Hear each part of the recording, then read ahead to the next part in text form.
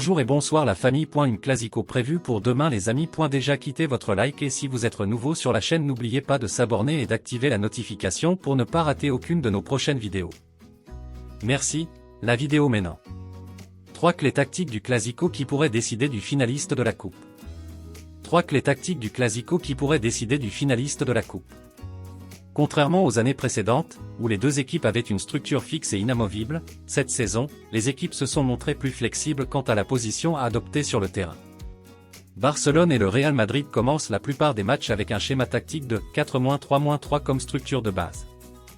Cependant, les deux ont joué avec l'organisation dynamique en fonction de la phase et du moment du jeu.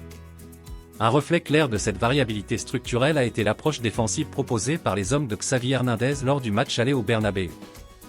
Conditionnés par les défaites, les Azulgrana ont levé un bloc bas dans la phase défensive à travers un schéma tactique de -4-4-2.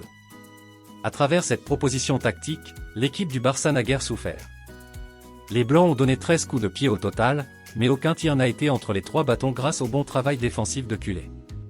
Pour ce faire, les Catalans ont fait une masterclass dans l'exécution du socle universel de la zone 1, défendre individuellement dans les zones à risque. Grâce à cela, la défense du Barça a prévalu sur l'attaque du Real Madrid, désactivant toute option de tir en situation d'avantage spatial ou positionnel. De l'autre côté, les hommes d'Ancelotti ont également utilisé différentes structures tout au long de la saison. L'un des plus utilisés a été le schéma de 4-4-2 lorsque Fede Valverde a été utilisé comme ailier.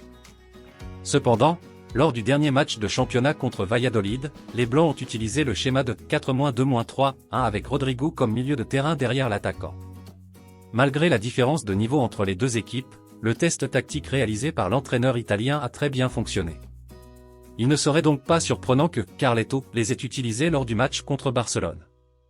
Avec l'utilisation de 3 milieux de terrain plus le chiffre de 9 comme référence, l'Italien pourrait utiliser des joueurs au profil plus offensif que Valverde ou Ceballos. De même, la performance de Rodrigo en tant que deuxième attaquant a toujours été positive. Outre sa brillante qualité individuelle, le 10-21 contribue à booster les performances des joueurs qui l'entourent grâce à sa structure socio-affective. Contrairement à Vinicius, l'un de ses partenaires dans l'attaque blanche, son comportement est beaucoup plus collectif. Le Brésilien cherche à générer des situations de supériorité numérique et positionnelle à travers les relations. Pour cette raison, sa performance en tant que numéro 10 a toujours été positive puisque les exigences de la démarcation sont ajustées aux comportements adoptés par le joueur. Le contrôle des transitions. Une autre des clés qui peut marquer la destination finale de l'égalité, sera de voir qui parvient à désactiver les transitions défense-attaque de l'adversaire. Comme cela s'est reflété lors du match aller, une transition offensive rapide effectuée par les Catalans a permis à l'équipe de Xavi Hernandez de prendre la tête du tableau de bord.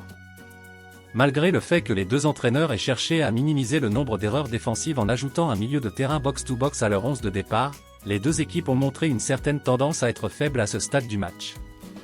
Un facteur courant d'origine d'erreur est le manque de joueurs dans la zone d'intervention pendant la phase offensive. Le fait de privilégier la qualité individuelle au détriment du collectif, et de ne pas avoir un gros volume de joueurs dans les zones proches du ballon, conduit les deux équipes à devenir longues dans les moments de perte.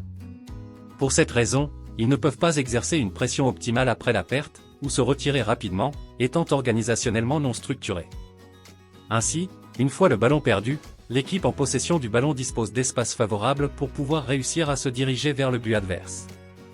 Par conséquent, l'équipe la plus compacte lors des phases d'organisation, quelle que soit l'idée de jeu à mettre en œuvre, sera plus performante une fois qu'elle devra effectuer la transition attaque-défense.